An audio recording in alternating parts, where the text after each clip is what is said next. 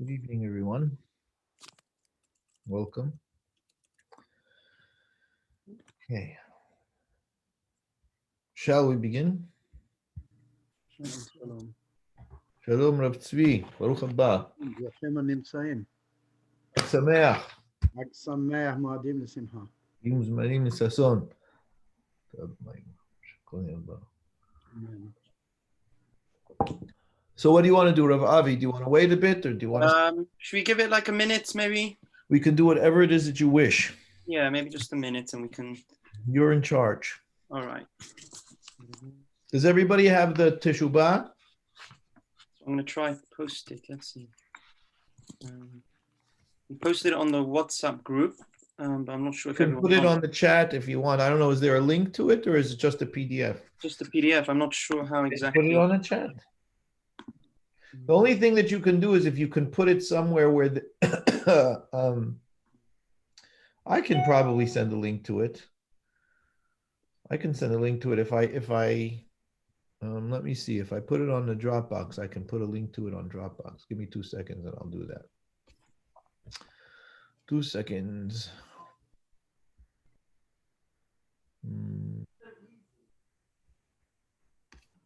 Okay. We shall do this.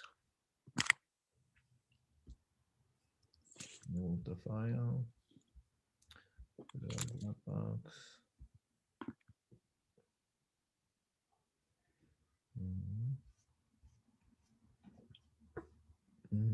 Here we go. Move that here. Hold on. Yeah.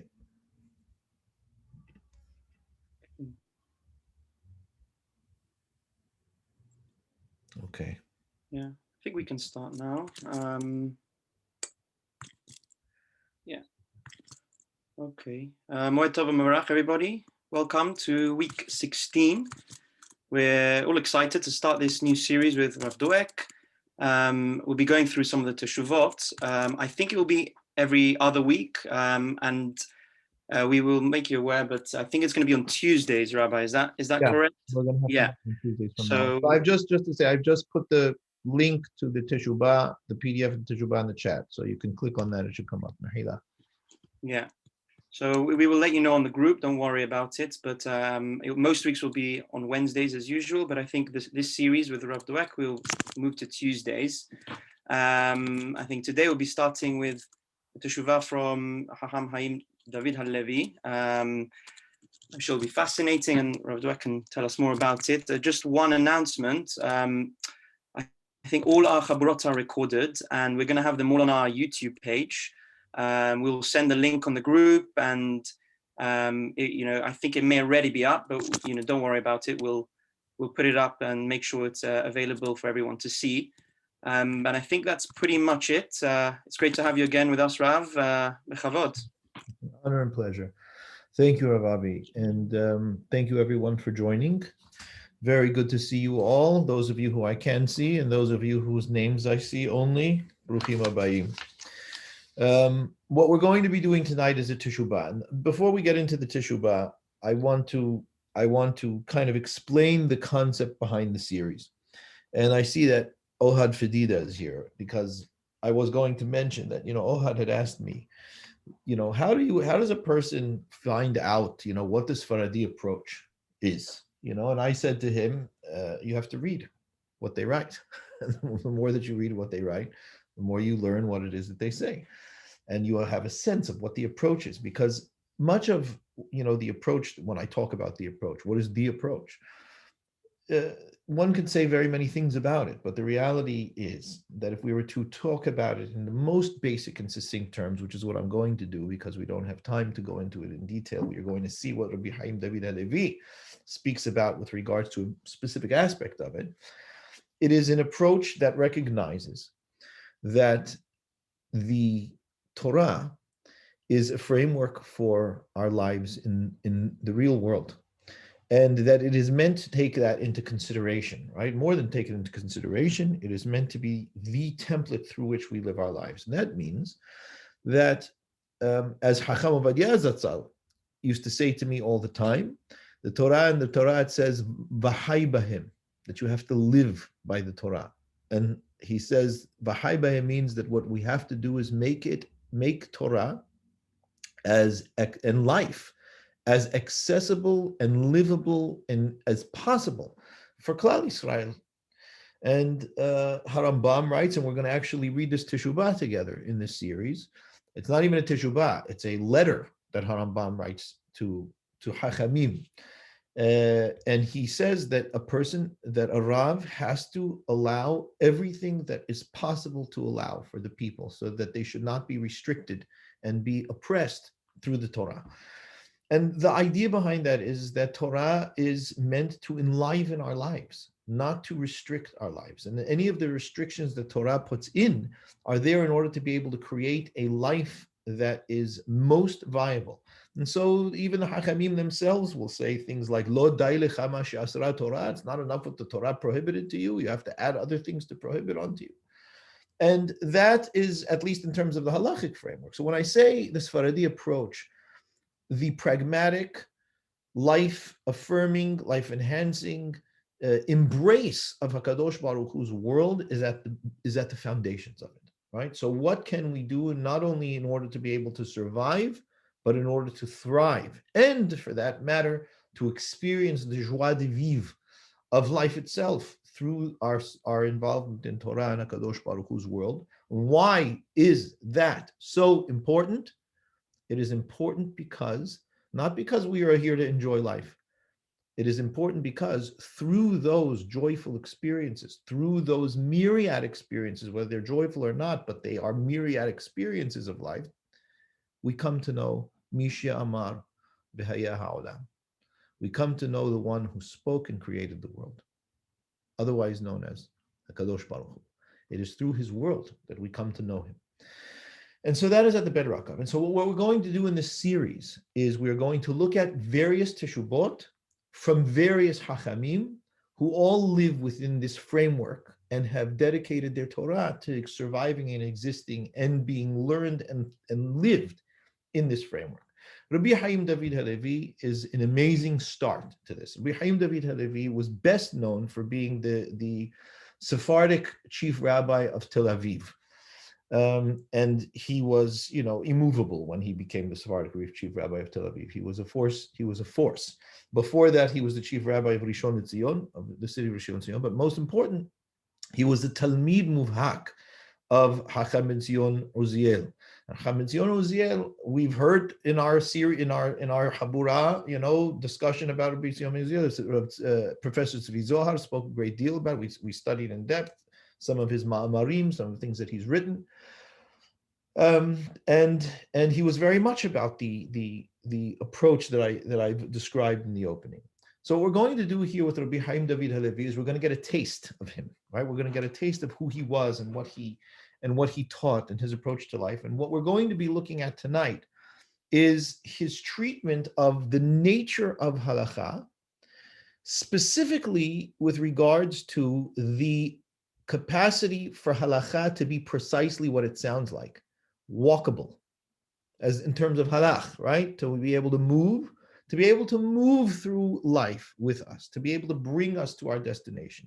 And it is very important, I'll mention as an introduction to this, right? The Ramchal, Rabbi Moshe Hayim Luzzatto writes, another Western Sephardi, that's important for us to know, although, everyone has their own uniqueness, but Rabbi Moshe Hayim Luzzatto, he writes in his introduction to the Mesilat Yesharim, that is not, and this is something that, by the way, I want to do also in our Habura. I want to study the introduction to the Mesilat Yesharim, not the classic one that everybody knows. Machon Ofek printed in Mesilat Yesharim. And by the way, the Mesilat Yesharim, there's two versions of Mesilat Yesharim, right? There's a version that everybody knows, which is what's called the chapter version, which is just basically writing out of the ideas. And then there is a dialogue version that the Ramchal wrote, in where there is a discussion between a Hasid and a Hacham. And that brings out the entire development of Yesharim. But there's a very huge difference between the chapter version and the dialogue version. And the major difference is that in the dialogue version, there is an elaborate introduction that doesn't exist in the chapter version. And that puts out such important fundamentals and principles in terms of how it is that we are meant to relate to our lives, to HaKadosh Baruch Hu, to the Torah, that is unmatched anywhere. And I wanted to study that as well in the Habura, and we will, Bezrat Hashem. We have much time, and we will get to it, and I think it's very important. What I wanted to say about it is that the only version of the Mesilat Yesharim that we have in the handwriting of the Ramchal himself, the Tav Yado, Yad Kodsho, is the dialogue version, not the chapter version. That we know he wrote, right? We know he wrote B'mo Yado. And we're not surprised that he wrote it in dialogue version. He wrote much in dialogue framework, right? But we also know that the Ramchal was a playwright. He wrote 3 morality plays in his time. And so he was very much about the back and forth and dialogue between characters, so to speak. And so he uses that mode in order to be able to put out his ideas. And why am I telling you about the Ramchal? Because the Ramchal in that introduction says something very important. He says, if the goal was simply to insert humans into a world so that they would be able to have opportunities to gain merit or to do the opposite and, balance those things out and work their lives out, there's no need for history. Meaning what? There's no need for a world that develops and moves and changes. Keep it the same. The playing field, put people in and people out. People live and die. They have the opportunities to build their lives, and that's it. What is it with the development of history? The movements of technology, the advancements of humanity. We're going somewhere, right? There's a direction that the world is moving in. And that is also important to be able to understand. And that's this idea that the world and the Torah itself is meant to be embedded in that developing system, right? And to be able to come along with us in that system. And based on that, Rabbi Hayim David Halevi deals with the question of what is halakha, Jewish law, meant to be for us. How are we supposed to relate to it? So if everybody has the Teshubot, we're going to begin. And he's writing this really as a response to a question that was posed to him, and we can very clearly see what the question was at the opening. We'll have an idea of what it is that he's dealing with. So he has, the koter, the title up here says Hatzorech bechidushe halakha, right? The need to be innovative, right? To be innovative in halakha. That there is a need for new, novel responses, expressions, ideas, behaviors in halakha. Lepitron ba'ayot shezman graman, right? To deal with problems that time brings us, right? What does it mean that time brings us? The development of time brings us all kinds of things that we don't anticipate, and halakha needs to respond to them. I remember sitting with Rav Asher Weiss Shlita, Shechiel Hayim Tovim, Gaon, the Gaon Ador, Posek Ador. He said, the reality is that in a modern Israeli state, there are so many things that come up that halakha just has not even begun to deal with. That we really need, he says it all, the way he says it all the time, he says, we need the Rambam and the Rashba to be able to be here to respond to the situations that we have. He goes, but we don't have them, so we have to do it. But we have to respond. And there are situations that lo se'aru avotenu, right? That, nobody that came before us ever had to deal with the likes of things that we deal with just in a modern industrial state. And they have to be dealt with. And if you're not going to be prepared to be mehadesh in halakha, to be innovative and nuanced and novel in halakha, then everything falls apart. So he's dealing with that question. The reason he's dealing with it is because there was a question posed to him. Lichvod yedid nafshi, that's what the Rashi Tevot are, hayakar v'nichbad, who the precious and honored, Harav Gaon, whoever it is, he conceals his name to protect the innocent. Hashalom v'abracha, he says, greetings to you. Hineni me'asher kabbalat michtav, what does keter stand for? Kavod Torato. Kavod Torat? Torato, I think. No. No? What's the resh? But good, you had the first 2/3 right. Kvod Torat Rabbeinu. Or Kvod Torat Arav, right? It's a term of respect, right? And Keter, of course, means crown, so it's a nice little play on the acronym, right? Hineni me'asher kabbalat michtav Keter miyom shvi'i kislev tamshi memvav. So you know when this was written to him. Sheba kitguva lema'amari be'hatzafa. You wrote it as a response to my article that I wrote in the Hatzafa journal, Miyom Yud Aleph Tzivam Tavshin Memhe, he puts the date, right? Asher divrei keter ra'ahu b'mikre b'yamim ele. According to you, you saw it by accident. He makes sure to put that in parentheses. Ubo tama keter al kama bituyim ma'amari, and you showed your astonishment at some of the things that I wrote in my essay or in my article. Kegon yesh bayot, and he quotes, yesh bayot kashot shenotzrot b'chayenu she'en lahem pitaron barur v'chotech b'halacha. So here, Rabbi Hayim David Halevi is saying the same thing that Rav Asher Weiss said, that there are problems, difficult problems, bayot kashot, that come out in our lives that have no solution. It's not a clear, or less, at least a pitron barur, right? There's no clear outline solution to them that is established clearly in halakha. Or shirabotenu, for that matter, that our rabbis lo istavku beotan halachot shayu mesod beyadam v'tarhu lehadesh halachot hadashot, right? Or that our rabbis did not suffice with the halachot that they were given, and they sought really, in other words, he's saying, I wrote this in my article as well, that they sought and toiled to find new elements of halakha to be able to respond. So too I wrote that even the most recent scholars and poskim, authorities in halakha, sought to find new ways of responding to situations. I wrote all of that in my essay, and you took issue with all of it, he said. It wasn't that my conclusion in my essay was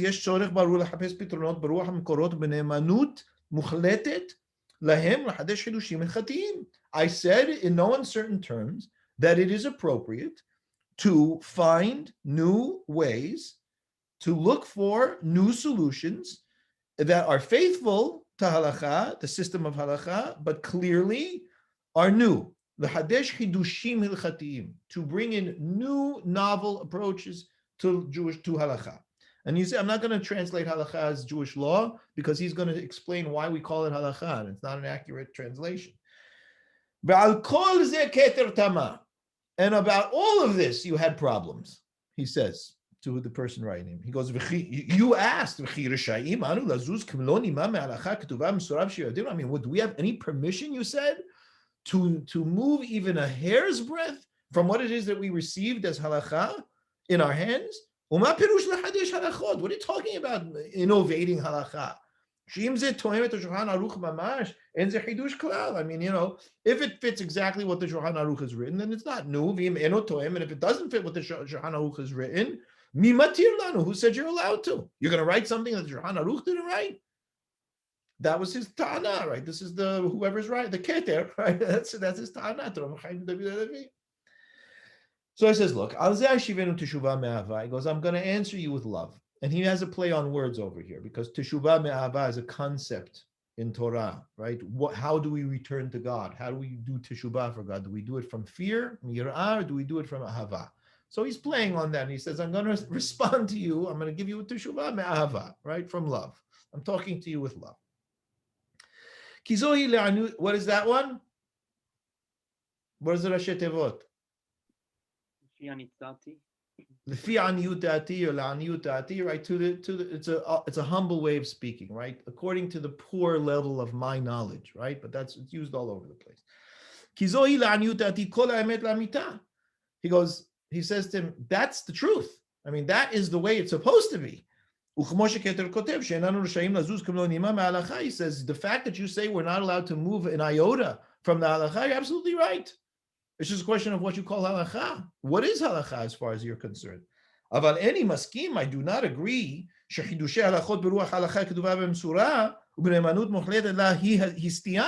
I simply just don't believe that to find innovative approaches to circumstances that arise in life using the system of halakha faithfully is a veering from halakha at all. Who said that we're veering? We're not veering from anything. Even if, he says, that whatever our innovation is, as long as it's within the framework of halakha, ends up being a different practice than what we already practice now. Says it explicitly, right? It's a pretty powerful statement, right? So you have to be Rabbi Hayim David Halevi to say that outright to somebody like this. But he says it outright. He goes, he goes, the truth of the matter is, I'm the one who has to be astonished at you, not the other way around. Where have you been? What have you been learning? Basically, is what he says to this person, right? He goes, how did you forget or miss all of the content of what I wrote? We need everybody to mute, please. How did you miss all of the content of what I wrote in my essay? You maybe skimmed through it and picked out the details that you liked or you had a problem with. You didn't even look at what it is that I wrote. How are you going to answer everything that I wrote that proved what it was that I was saying? No, you don't bother to answer any of that, do you? I proved very clearly, explicitly. So, for example, Rabbi Yehoshua ben Hananiah chidesh chidush hilchati gadol. The Rabbi Yehoshua ben Hananiah brought out in the Gemara a massive chidush.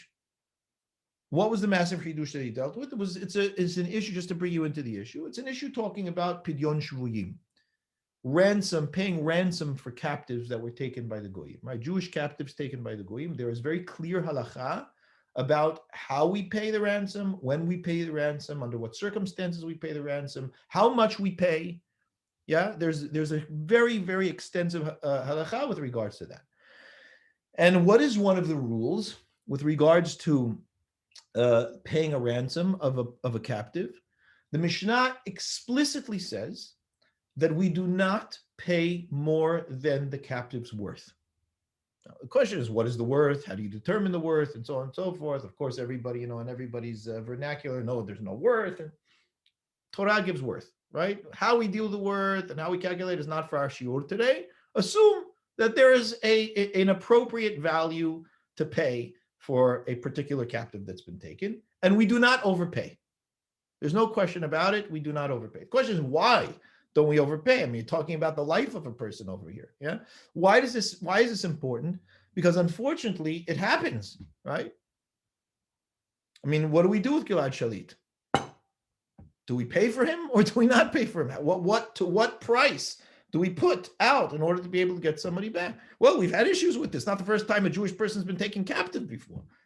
Okay, so maybe Gilad Shalit is not something that we can just simply go to the Mishnah and say, here, it says right here, this is what you do.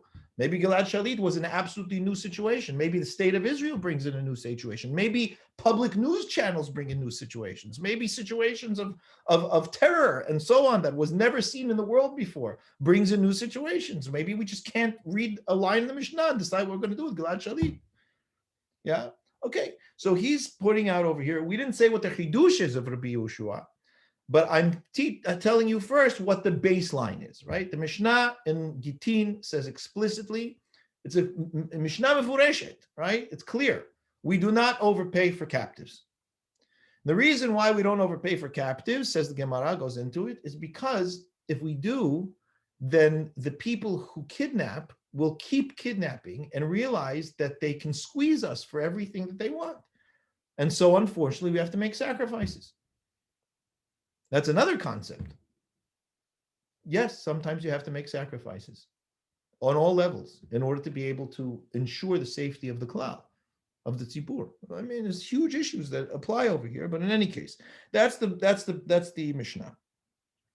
What was he mehadesh? According to Birusha Tosafot and the Pesach of the Shulchan Aruch, he says, "Shegadol bechokma podin af yeter al kedei damav."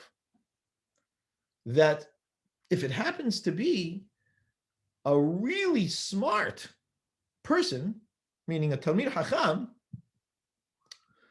you can overpay for a Talmid Chacham. You're allowed to do that. And it's a Pesach in Shulchan Aruch. Interestingly, it's not a Pesach in Harambam. Rambam didn't make that innovation.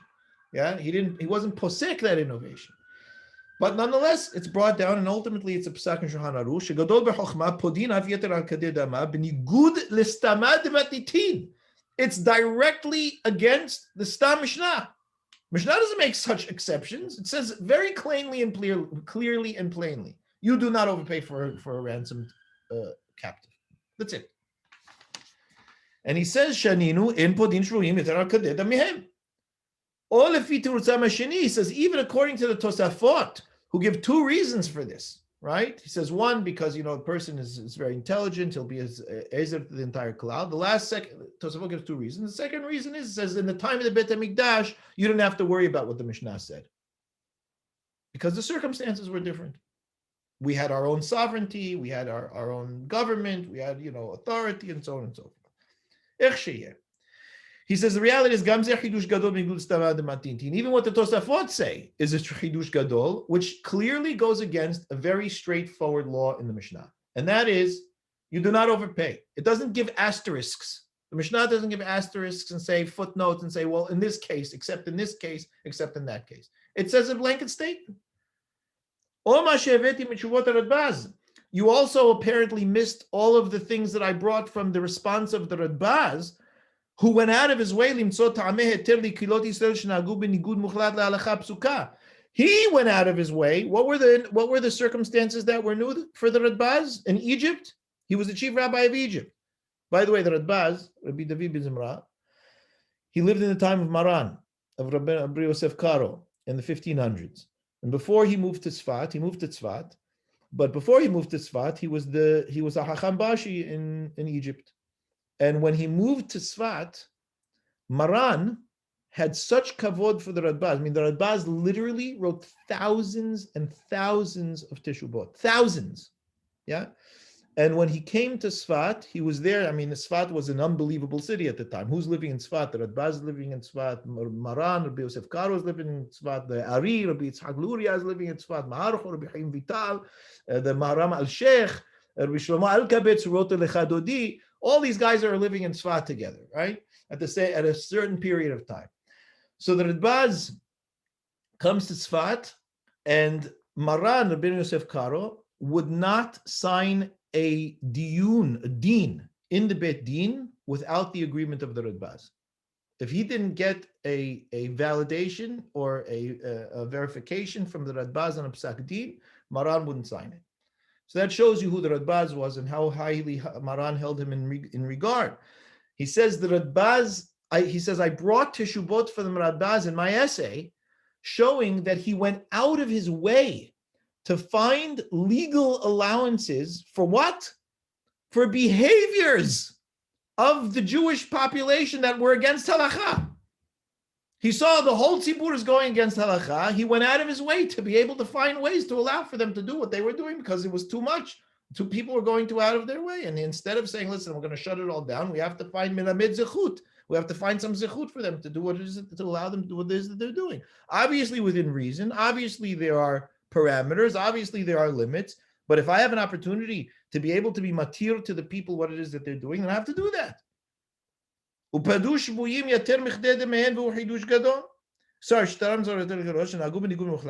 goes, in that situation, I prove to you that the Radbaz himself found heterim for paying high ransoms for people that were taken captive because they needed to.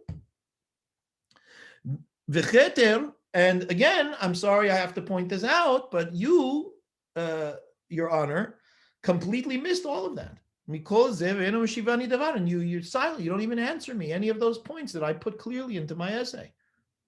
I'm surprised at you. I mean, if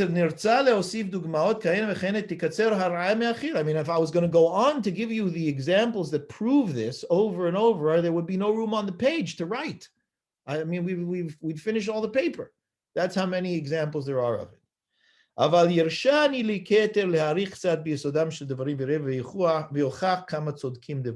you know what, but if you'll allow me, I will show you the principles behind it all. I'm going to go through a bit to show you the principles behind it all. And through that, maybe you'll have an idea of why things are that way, that you're obviously misunderstanding. So he continues. He goes, let's start with defining the term. Okay, what is halakha? What does the term mean? He says, Geder halakha hu mishoresh halach. Let's do a bit of a grammar lesson here, right? A bit of a basic language lesson. Halakha comes from the root hey lamed chaf, halach. And what does halach mean? Horato davar sheholech uba mikodem ve'ad sof. Right? Holech means something that goes and comes from one end to another, or from the beginning to the end, right? There's a start and there's a destination. And the halach is how I get from the start to the destination.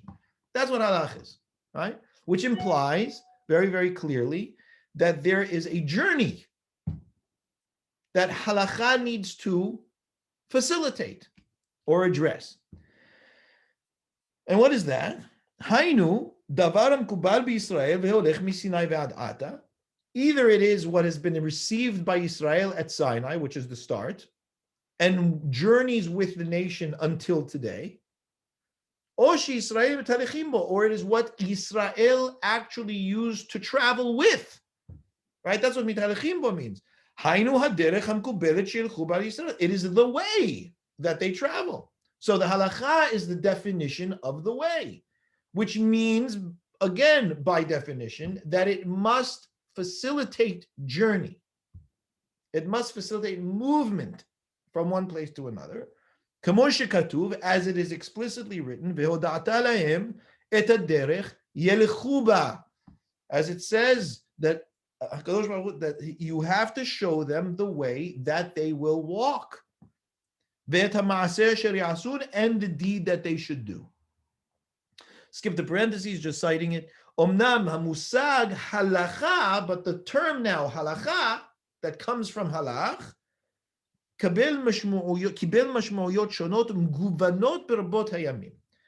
as a result of time passing, got many different definitions, nuanced definitions as to what exactly it is. But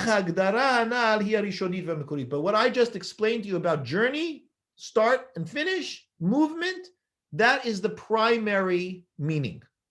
It is the primary concrete meaning of it. Davar sheholech uba misinai ve'ad ata. In simple and succinct terms, it is something that travels from Sinai to the present day. It moves with the people. Now, makom itanu lish'ol, right? Definitely there is room to ask. Kevan shebarur briyoter shekol chok o takana enam yicholim lachazik ma'amad zman rav. I mean, any law really cannot stand for too long a time. That's an understood reality. Because life changes. Things change. The world changes. Circumstances change. So you cannot have a law that is established unchanging and have it survive in a world that is constantly changing.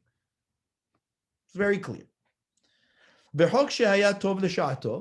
And indeed, a law that was good for its time will not work for a following generation.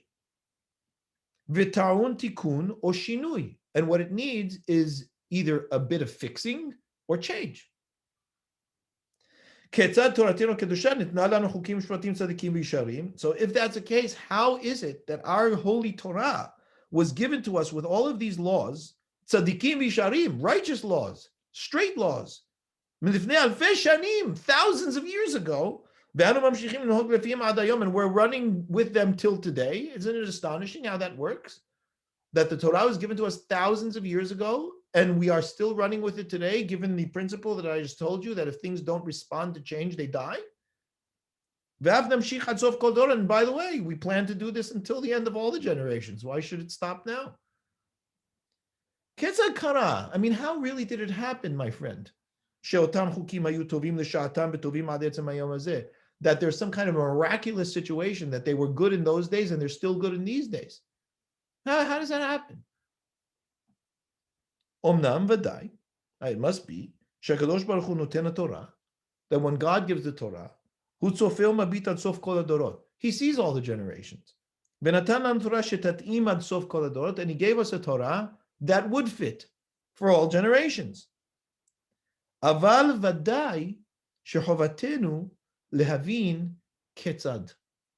That's a huge chidush that Rabbi Hayim David Halevi is saying. Not a huge chidush, but it's a huge insight, because he's taking something that many people would not agree with. I mean, what he wrote over here seems like every Orthodox religious Jew would agree to, right? Yes, God knows the generations, and He was able to give us a book that was to survive the generations. It's not a human written book; it's a God written book, and therefore, of course, it's going to survive the generations, even as the laws stay the same. But Rabbi Hayim David Halevi is saying, but we have to know how.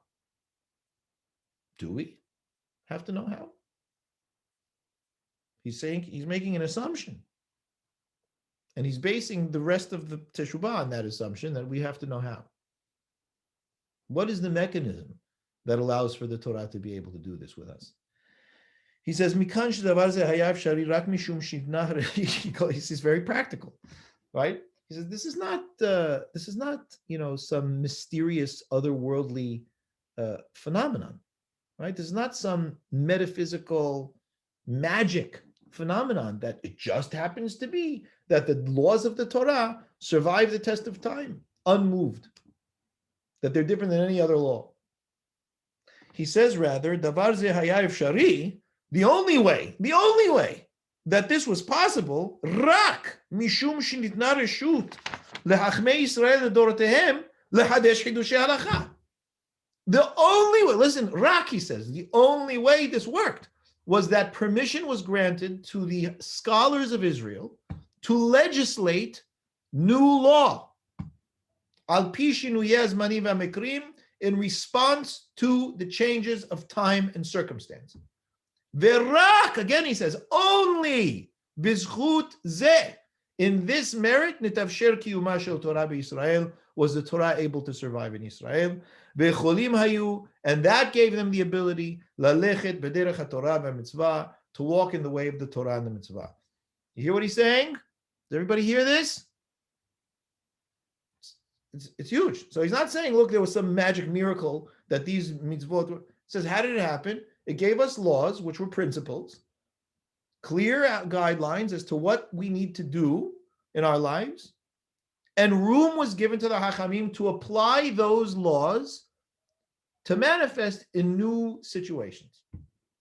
So I'll give you an example. I always give this example, right? It's not that you can rewrite what it is that the Torah wrote. You can't say, something, the nuclear family is no longer functioning, so we're going to take Kabed et avicha v'et imecha out of the Torah. That it does not say. That's not what he's saying. What he's saying is even more creative than that. What he's saying is Kabed et avicha v'et imecha is eternal and immovable. The question is, how do we apply that to the current day's circumstances? How do we understand what is av and em? What is kavod? How do we apply it? What if a person has adopted parents? Does that include kavod? And what is kavod? What constitutes kavod? Is it what the parents want? Is it what the children want? Is there some kind of mutuality in it? I mean, it's one of the 10 commandments, for goodness sakes. But of course, every single one of the mitzvah those questions can be asked. And that's his point, that there needs to be room for us to be able to innovate.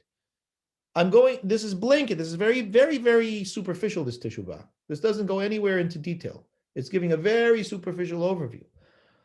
But there are levels of what can be tampered with and what can't be, what can be innovated and what can't be. And we will see that as we go along. It's not for tonight, but I do really think that we're going to have to deal with that, because that touches on the Halbertal talk that we had before, which a lot of you had questions on, which he was not entirely clear in the way that he answered some of the questions, because it was already at the end of time and there were some things that have to be explained. But more and more it's apparent that this question is a question that we have to deal with. So that'll also be part of what it is that we learn as the time goes on. So he says, look, hadugmaot hin rabot. I mean, because the examples of this are so many. He goes, I'll just give you a few. I'll just give you a few examples that this is what we did. And I'm going to start from the earliest times and show you the examples of this. He goes, let's look at the Hidushei Halacha in the Torah itself, how that happened, right? To show you, why is he doing this? Because you'll say to him, look, Rabbi Hayim, Hazak Baruch, but we're not in that place anymore. We're not in that time anymore. We're not with those people anymore. That's his point, is not that. His point is to show, but the concept was always there. If it wasn't a concept, then it wouldn't be there. But it was always there. So he's going to show you. He says, look, we know the story when Moshe Rabbeinu, right? What's the story? There was a korbanot that the Kohanim had to bring as the chinuch for their kehuna. And the two oldest sons of Aharon die. And so they don't eat the hatat. They're supposed to eat the hatat, they don't eat the hatat. Aharon decides, Aharon makes his own decision, an executive decision. He's not eating the hatat. Kasher tzuveti. Moshe says, I was commanded you should eat the hatat. And what happens? Moshe comes around, Darosh Darash, it says, Moshe came, Darosh Darash Ta'ada, and he sees that Aharon didn't eat the hatat. Cuts off Moshe. He was infuriated, Moshe. He goes, it's enough that your two kids died. You're going to now start, defying instructions? And Aharon says to him, he goes, Karauti chahena. If I was to carry on as if nothing happened and rejoice, would it be good in the eyes of HaKadosh Baruch Hu? You gave me a law that was considered a law in particular circumstances. Now the circumstances have changed. And I made a decision to respond to the situation. And what does it say Moshe's response was to that? Vaitav b'arnei Moshe. Moshe said, okay, oh, you're right. You're right. I hadn't considered that. That's what he gives here, right? He says, Moshe Rabbeinu katzaf al Aaron b'yom Hanukat HaMishkan. Got very angry at his brother on the day of the Hanukkah Mishkan. Madua sarfu et basar korban hatat zeh Rosh Chodesh. Why did they burn the hatat? They were supposed to eat the hatat. Beomro madua lo achaltem et hatat. Achol tochelu ota b'kodesh kasher tzuveti. You didn't eat it as I was commanded. Aaron ishivo hen hayom hikrivu v'tikrena oti cha'ele. Look what happened to me today. My two oldest children died. It's an evil for Israel. Israel's in mourning. We should carry on in a happy thing, like nothing occurred. Haytav b'arnei Hashem. Could you tell me honestly that's going to be good in God's eyes? Vaytav b'arnei Moshe, it says in the pasuk. B'shura botenu. The Hachamim explain what was Aaron's point. Sh'ta'anat Aaron hayta im shamata b'kodshei sha'a en lecha le'akel b'kodshei dorot. What he was saying was, if you're dealing with a kodshei sha'a, because it talks about the sons of Aaron dying was kodashim, right? It says bikrovaya kadesh, yeah, by the ones closest to me I have kedusha. So that HaKadosh Baruch Hu took as his kodesh. I'm going to now take these things that's going to be kodesh ledorot and add to that. It was already done. It was something happened today that was essentially the equivalent of this hatat. Now I'm going to sit here and eat the hatat as though I'm doing something it eclipses it. He says, look, I mean, basically it's as if he's saying, it's Rabbi Hayim talking, yes, you did command us to do this. I mean, I have no doubt that that's what you were commanded by God. But that was for a particular situation. Not for this particular kodesh, which I'm not supposed to eat when I'm in a state of mourning. Without getting into all the details, he gives an explanation for him on this. Aharon made a judgment for a local circumstance that was not explicitly put out by Moshe. There was just a clear halakha. That was it. And Aharon made a decision when that halakha should apply and when it shouldn't. Aaron was given a base commandment, a simple commandment without any qualifications. That's what bistam means. But from his own thought, Hidesh innovated that command doesn't apply to the Kodshei Dorot, whatever that deals with now. Yeah. Moshe Rabbeinu iskim imo ka'amur, and Moshe agreed with him when he heard the opinion of Aaron. Vayishma Moshe vaytav be'einav. It says explicitly, Moshe heard and he was fine with it. He was happy with it in his eyes. There are even some hachamim that, to make it easier or to sweeten it, say that Moshe really had heard that before Aaron said it, but he forgot.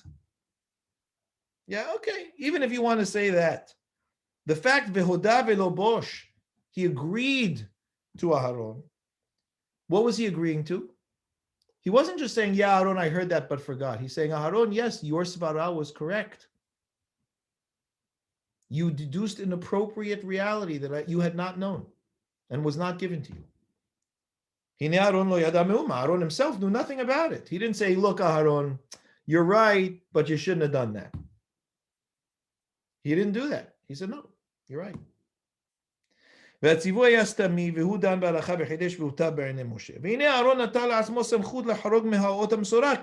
you can't get around the fact that Aaron allowed himself to do something that wasn't prescribed in the official law. And after the disaster, tragedy that happened to him, he deduced logically that this is what he should do. All of this comes to teach us. So look what Rabbi Hayim David Halevi is saying about that episode in the Torah itself. He's saying, why are we told about that episode? We're told, there's hundreds of episodes that occurred that we're not told about.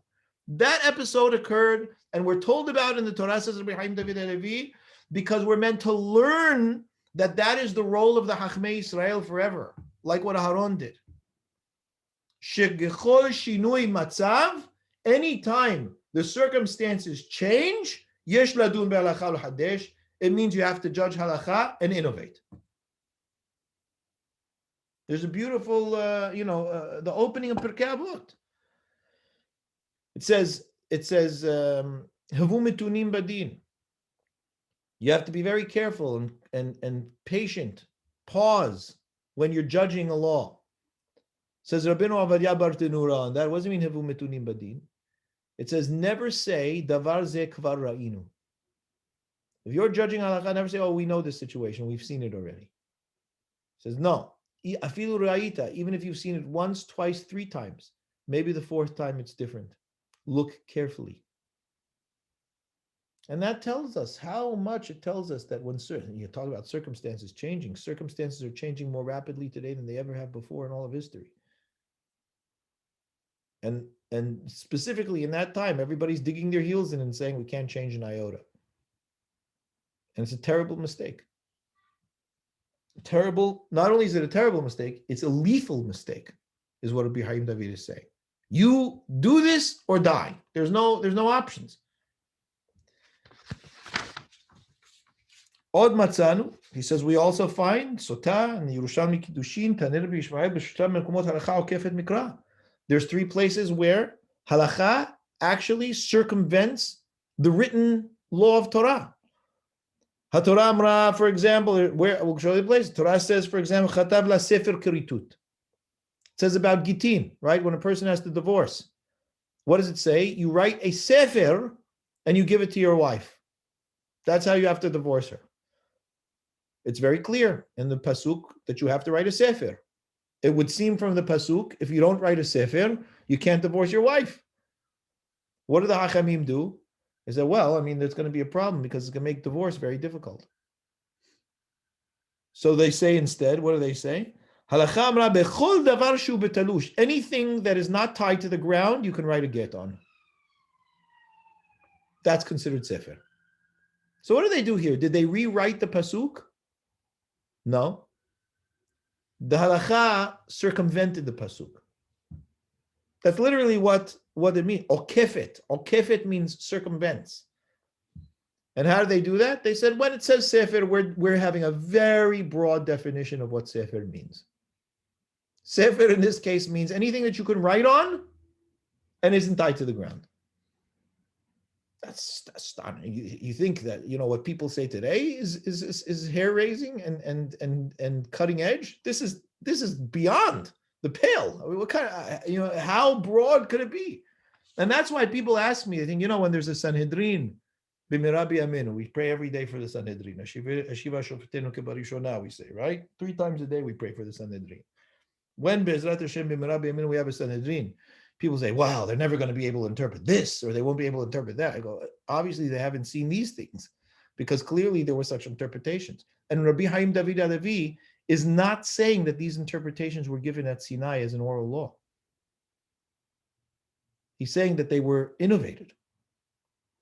He says, "V'halacha amra b'chol davar shu terush. HaTorah amra v'ish asher yatzud v'shafach et damo v'chisar be'afar." It says you go and you hunt haya. You have to bury the blood. You have to cover the blood in dirt. That's a halacha. Asher mechased adam be'afar. Halakha amra. What does halakha say? What is halakha, by the way, when he says halakha? Halakha is, what do we do? I have to tell you a phenomenal. I'm just saying this off the top of my head. This is, it's recording, but whatever. It's important. Once, a Rebbitzin, a Rabbanit, called my wife about tzniut, and she asked my wife. I was just overhearing the conversation. And she asked my wife, what does your grandfather say about covering, sleeves and skirts and so on and so forth? And my wife answered her, she said, you want to know what he wrote or what we do?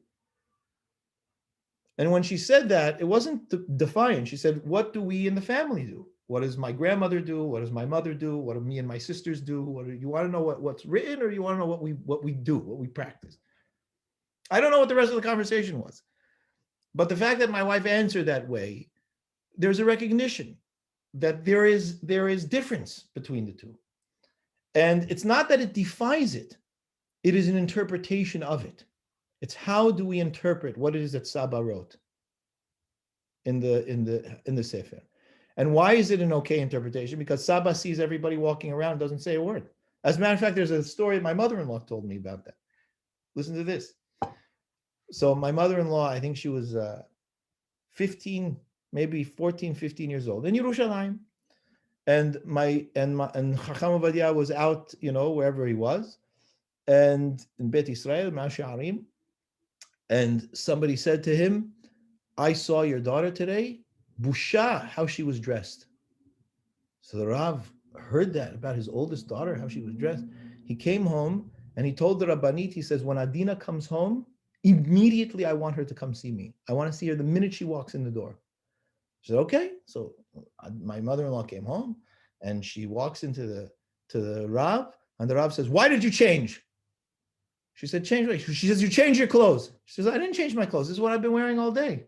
He goes, that's what you've been wearing all day? She said, yeah. He goes, and that's what the man told me? Hamor, what he said. How could he talk about you that way? So there's all of these inyanim that occur, and people don't realize that this is the nature of how life runs and how things run. Why am I saying that story? Because Chacham obviously saw his daughters and his wife and his children and so on, and how it was that they dressed. And if he had a problem with it, you think he wouldn't say something? No. And so that's how he learned.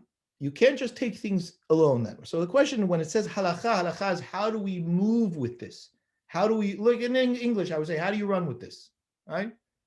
This is how we run. So this is what the pasuk says. What does the halakha say about covering the blood? Kol davar shu megadel tzmachim. Anything that is fertile soil, you can cover with. That's it. That's how they defined afar. HaTorah amra v'ratza adonav et ozno b'martzea. Right? Says about the slave, when you want to free a slave, or if the slave doesn't want to go free, right? So you pierce his ear with a martzea. What is the martzea? Halakha amra afilu kotz afilu b'zchuchit. Martzea is a very specific tool. Does that mean if I don't have that tool, I can't? No, they're saying anything that can make a hole in his ear. Even a piece of glass. It works. It's enough. Hadavar matmiya meod, says Rabbi Hayim. Rabbi Hayim says it's astonishing. How could they say that? Sheken kasher Torah stamal halutin. The Torah said explicitly, it didn't say something sharp. It used a specific tool. It didn't say on something, write it on something to get. It said katav sefer. How could you say that when the Torah is so explicit that we open it up to all of these things? It's matmiya ad meod. שכן כאשר תורה סתמה לחלוטין, דוגמת סדר עשיית תפילין או ציצית או סוכה וכדומה קרוב מצוות התורה, ובאה לך לפרש זה מובן, וכך היא דרכה של תורה שבעל פה לפרש תורה שבכתב ואין כאן מקום להעריך. I can understand when it says sukkah. I don't know what a sukkah is. Sukkah can be a lot of things. It says tefillin. What's tefillin? Tefillin means meditations. What are meditations?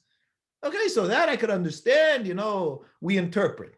These are not things that are really given up to interpretation. Torah tichtov beberur sefer, afar, martzea.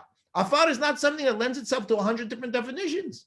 Certainly not everything that's fertile soil. Tavo halacha l'archiva musagim. All of a sudden, now the halacha is going to start broadening these very succinct and clear terms. The Shema. For what purpose also?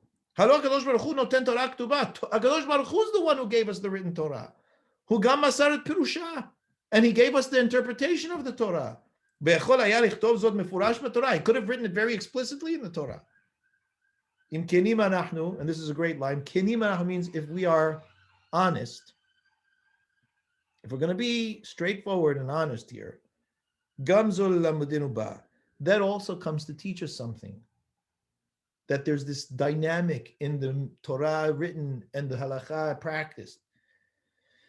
שההלכה לא יכולה להיות כפי הוראת מילה כמות שהיא. Halakha cannot be interpreted as the literal meaning of the word. והרחבת מושגים מותרת. And harhavat musagim means the broadening of definitions and concepts is permitted.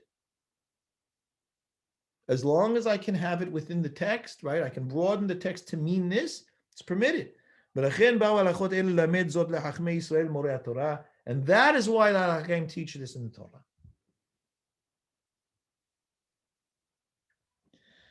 Okay?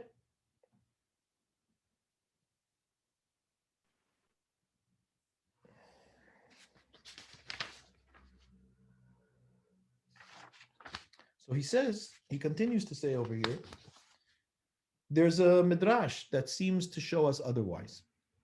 There's a midrash that says that Moshe knew everything that every Talmid Chacham was ever going to innovate across the generations. It says in Megillah and the Yerushalmi.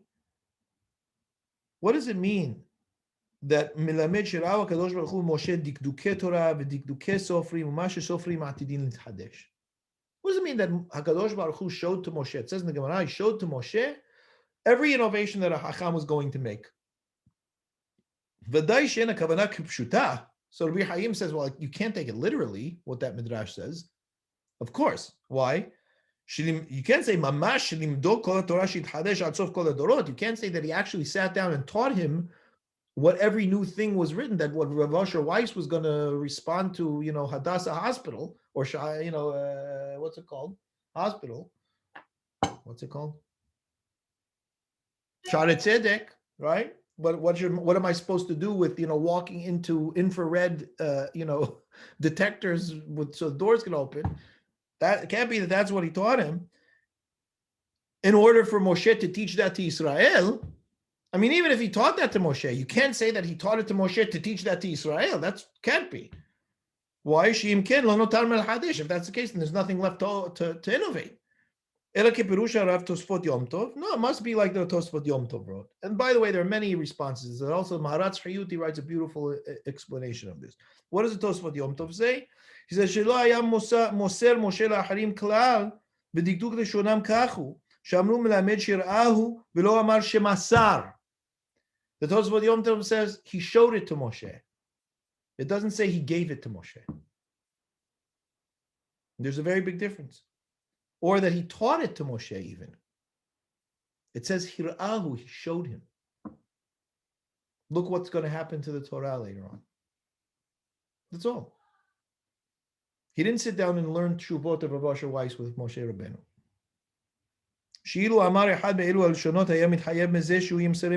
Because if it would have said that he taught this to Moshe or gave it over to Moshe, it would require that Moshe teach it to Israel, because HaKadosh Baruch Hu never taught any Torah to Moshe that Moshe was allowed to keep for himself. The whole job of Moshe was to teach whatever HaKadosh Baruch Hu taught him to the people. And he would need to give it to Yehoshua. Because it says Moshe gave to Israel be'ayin yafa.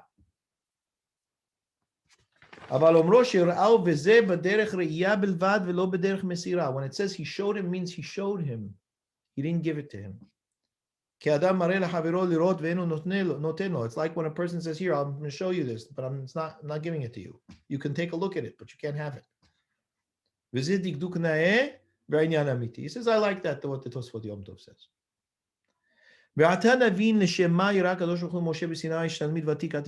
So we can understand why it was that Moshe, that HaKadosh Baruch Hu showed Moshe what was going to be the Chidushim in the later generations. I mean, what would the point be if it's not to teach it? We have to say against our will, right? We're forced to, it's another way of saying we're forced to say Moshe Rabbeinu davar zeh, that Al Korhen Amar Moshe Rabbeinu davar zeh Yisrael, shim lo chen lo haya magia davar zeh liyidatenu. It must be that Moshe told Israel that what? HaKadosh Baruch Hu showed me everything that was going to be mitchadesh. Because if Moshe didn't tell that to Israel, how do we know? That's a very powerful statement. He's saying, I mean, if you're saying what's true, that everything that was ever mehudash was taught to Israel by Moshe, then it means that Moshe also had to teach them that, because otherwise, how did they know that? That's what happened to him, that was the experience at Har Sinai with him and God. It was to hint to Israel. To the contrary, it was to hint to them the permission they have to innovate. By the very fact that Moshe said to Bnei Israel, I was shown by God everything that everyone was going to innovate, means that there was going to be room for people to innovate, obviously. You can't say that I'm going to show you everything everyone's going to innovate, and by that nobody's going to innovate. Then what he showed him was false. וכן החידוש הוא חלק מן ההלכה שנמסרה למשה רבנו. נמסרה למשה רבנו. גמישותה של ההלכה, is the next section, means the plasticity of halakha, right? The adaptability of halakha. That's what gamish means. וטועה מאוד כל החושב שההלכה היא קפואה ואין לסטות ממנה ימין ושמאל. It is a terrible mistake for people to think that halakha is frozen and that one cannot veer from what's written right or left. Ela adrabba, to the contrary, in gemishut ke gemishuta shel halakha. There is no plasticity like the plasticity of halakha. You can imagine somebody writing this today? They would. It's absolutely mind-boggling how brave Rabbi Hayim David Halevi was. How powerful. Sheken Yachol Moreh Orav Yisrael goes, I'll tell you how plastic it is. A halachic authority in Israel can posek be'ota she'ela atzma u'be'ota sha'a atzma lishnei sho'alim u'latriv le'achad u'lachshir la'acher. It is absolutely possible that one posek can answer an identical question from two different people, and for one person to say it's taref and for another person to say it's kasher. Like anybody who teaches Isur V'Heter knows. There's a lot more to be said about that, but that's the reality. And what does that mean? Obviously, it means that the context within which the question is being asked is everything. That's another thing that Chacham Ovadia taught us. He said to me after I got Semicha, he said, just make sure that you listen to the question. Because the way a question is asked, who asks it, when it's asked, under which circumstances it's asked, is what defines the nature of the question, and therefore the nature of the answer. And it's very important. Again, he says, rak. How many times he says rak here? So the third time he says, it is only because of that. And there's nothing else, according to Rabbi Hayim David Halevi. It is only because of the plastic nature, the adaptable nature of halakha. יכול היה עם ישראל בכוח חידושים רבים ומועילים שחידשו חכמי ישראל לדורותיהם ללכת בדרך התורה. It is only as a result of the massive amounts of chidush that have happened over the generations in Torah itself that we have been able to walk in the path of Torah. Lehadesh, where am I? Alfei shanim, for thousands of years. And if the Hachamim of our generation are brave enough to innovate in halakha, according to the truth of Torah itself, b'ne'emanut, in full faithfulness to the system and to the endeavor, legufei halakha ktuva mesorah, to the actual laws that are written, so that when it says sefer, I don't say, no, we don't need that anymore. Nobody ever said that. Nobody said we don't need a sefer anymore. What they say is we're going to broaden what sefer means. We can't pretend that the mitzvah is not the mitzvah. As long as we're completely faithful, and this, by the way, is a very big difference between the traditional approach to halakha and reform approaches, right?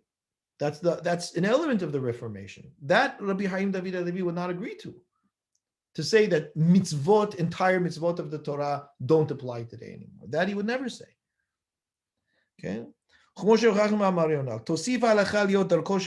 long as we keep innovating, and as long as we keep responding to changes in circumstances of life and times, the halakha will continue to be the way of Am Yisrael until the end of all generations. But if we don't innovate, if we don't respond, if we don't adjust, well, he said enough here to be able to understand what the implications are. I want to bless you. You and all that's in your tent, the tent of the straight, should be blessed. Hayim David Halevi. It's pretty powerful. So there you have it. Our first halakha, our first teshubah. Digest, review, read, and I guess we can have what? I'll do 10 minutes of questions if people want to stay. If anybody has.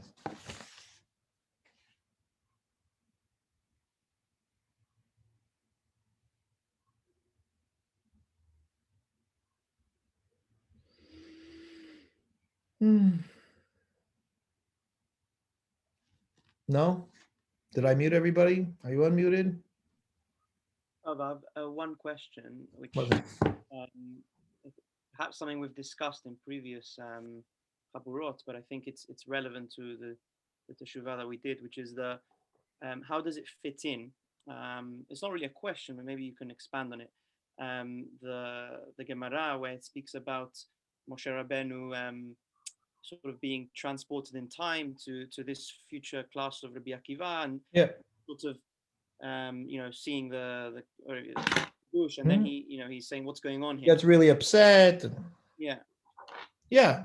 So the story that you're referring to is that Moshe is taken to the class of Rabbi Akiva, and he hears Rabbi Akiva talking. He doesn't understand a word of what Rabbi Akiva is saying. I mean, obviously, Rabbi Akiva is not talking astrophysics. He's teaching Torah. But Moshe doesn't understand it. And he gets upset. And not only does he not understand it, they seat people, right, in the yeshiva of Rabbi Akiva based on merit. And they seat Moshe in the 8th row because they test him when he comes into Bet Midrash. And they put him not in the 1st row, they put him in the 8th row. There's a girsa in the Shita Mekubetz that they put him in the 18th row. And there, Rabbi Akiva is teaching and Moshe doesn't understand. And then all of a sudden, a student raises his hand and says, Rabbeinu, to Rabbi Akiva, Minayin lach davar zeh. Goes, how do you know this? And Rabbi Akiva says, Halakha Moshe mi Sinai. It's a halakha to Moshe from Sinai. But the amazing thing is, you would think that at that point, Moshe would get up and say, I don't know what you're talking about. I didn't hear that at Sinai. It's a lot. What does it say? It says Moshe heard that and he's like, oh, okay, no problem. So clearly what the Gemara is referring to, what the Gemara is teaching us, is that Moshe didn't need to understand all of it's exactly supportive of what it's saying. Moshe didn't understand all the developments. I don't know what Rabbi Akiva was talking about, but as long as he knew that it came from his Torah, well, wonderful. It was beautiful. I don't know all of the permutations of my Torah. My Torah is multifaceted. I mean, it has tremendous principles. Who knows what a person can bring from that? As long as you're telling me that what you're talking about came from my Torah. And it's a beautiful Gemara because he doesn't get up and protest and says, I don't know what you're talking about. It's not Halakha Moshe Sinai. I don't say, okay, it's beautiful as long as it's Halakha Moshe Sinai. Anything else? Yeah, Michael. Hi. So I feel like a novice here. It's my first teshuvah, Welcome. I suppose. So Welcome. thank you. So I guess I'm curious. You've said this is brave. How exemplary is this? Is this still considered brave and a bit out there on the periphery, or It's is this considered much, mainstream? much more brave today than it was when he wrote it. He wrote this in the 80s. And then so brave, That's but my still opinion. within. That's my opinion. Yeah. But within still would be accepted or as kind of If I within took the the mainstream name off of this Mm. and I presented this simply as a piece of scholarship, it would be, I mean, the likelihood would be, if somebody, for example, put this out with my name on it, right? There would be a whole nother upheaval. So then question 2, because right at the And beginning. that's not to say that I'm. Yeah. In other words, there is something to be said for the level of scholarship of Rabbi Hayim David Halevi, right? I mean, he was known to be. He was the chief rabbi of Tel Aviv. You know, he wasn't a a simple man. I'm saying that there's something to be said for the fact that he said this, but as a concept, standalone concept on its own, this is not something that somebody would read and say, okay, this is just traditional halakha. This is something that many Orthodox Jews would read, even Orthodox rabbis, even Orthodox poskim would read and say that this borders on heresy. Maybe not heresy, but it borders on it. Or borders on, being terribly dangerous and misguided. Okay, so then Link's question. So right at the beginning, you said you positioned this as we learn what a Sephardi approach to halakha is by looking at these Teshubot, and we said paragraph 1 of this was that halakha is what that allows Israel to holech ba. Yeah. And so I'm just curious how much of this is a Sephardi thought, which is maybe extensible to the Sephardi world, and how different is it from Ashkenazi? So That's a very good question. I appreciate your question. That is a very good question. Is this a uniquely Sephardic approach? I mean, it can't be, because he's starting from Moshe, right? And he's talking about the Gemara. And he's talking about, if it were uniquely Sephardic, then all he would do is talk about the local Sephardi poskim. But he doesn't do that. It is Sephardi in the sense that the Sephardim highlight this aspect of Torah all the time. And when I say Sephardim, I don't mean all Sephardim, by the way, right? When we talk about Sephardim in the very broad vernacular, there are different aspects of Sephardim. That's why we talk about this as being a Western Sephardi approach, for lack of a better term, right? There are different traditions. As you heard from Professor Halbertal, right? The Resh Glutav Babel was not the same kind of approach as Harambam and the Torah of Sfarad. It just wasn't the same. They had very different approaches to it. And those lines within Sephardi Jewry are still manifest till today. That you'll find differences between them. So this is a particular, it's highlighted by a group, right, among Sfaradim that is old and recognized, but it's not innovated by them, and it's not unique to them. There are Ashkenazim that would agree to this. There's no question about it. What I say when I talk about Sephardi approach, and again, I thank you for the question because it helps to clarify, is that this aspect of Torah, which is well-rooted and documented, is what is highlighted and used as a cardinal philosophical legal concept in their approach to Torah and Jewish law. Does that make sense? Yeah. Yep. Okay. Whereas others may either negate it or kind of keep it at the in the darker corners, right? Not to bring it out into the light. Don't talk about it. Yeah. Okay, last question. Eli Shabi. Yes. So thank you very much. So the principle that he's bringing up here obviously is very important and very meaningful as an abstract principle. It's not abstract. He just So gave you practical examples throughout the generations. Right. So that's exactly the question I was about to ask. So these examples that he gives, I would assume, and maybe I'm wrong, but I would assume that he wouldn't himself be willing. Oh, absolutely, he would. Would he be willing? He has 9 volumes of Teshuvot, and next week, by the way, we're doing a Teshuvah v'Hachamat Lub, Abadi, which talks about dishwashers. And are you allowed to use meat and milk in the same dishwasher? Right. Which, of course, was not discussed in the Gemara. Yeah, for sure. But I'm saying to come and reinterpret the word afar, or to reinterpret. But that's not okay. So that is something that happens in Talmud. Right. So that's my question. My question is, in what way does he like? Because he. Where do we draw the line? Is what you're saying, right? Because he's bringing. So I mentioned that as we were talking. Right. There are levels, and there are certain things that the Hachamim of the Talmud can touch, or did touch, that we don't touch anymore.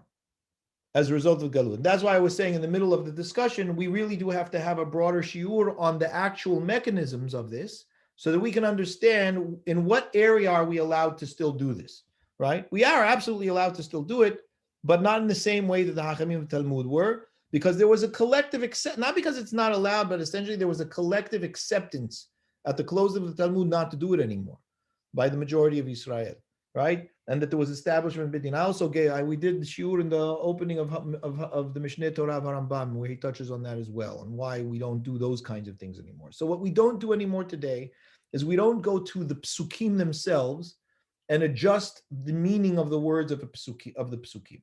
That was done by the Bet Din, it was done by the Sanhedrin, it was done by the Hachamim. We don't do that anymore today. What we do today is we take the Talmud, which is the authority text, and we broaden those interpretations, right? So we will go to whatever it is that the Gemara says, and we will take the ideas of the Gemara and apply them in broad terms. And what I mean apply them in broad terms, if I have to use them in terms of innovation and understand how it is that I'm supposed to deal with something I've never seen. What does Hacham Matlub do with a dishwasher? What is he supposed to do with that? He's got to go to the Talmud and see, well, what things do I see like this there, and apply them to these circumstances and situations. So in a nutshell, what I would say is that much of the innovation that is done and can be done today is in the innovative and creative application of what is established in the Talmud. And there is still a tremendous amount of leeway for that, but people resist that, right? The many poskim resist doing that. Okay. With that, we will close tonight. Thank you, everyone, for spending the time and for focusing and engaging and asking and learning. And I look forward to doing more with you, Bezrat Hashem, in the coming shiurim for the series. And thank you, Avi, for the introduction, and for everyone who was here. Hashem yishmerechem v'chayechem. Good night. Thank you very much. Really enjoyable. Thank you. Pleasure. Thank you.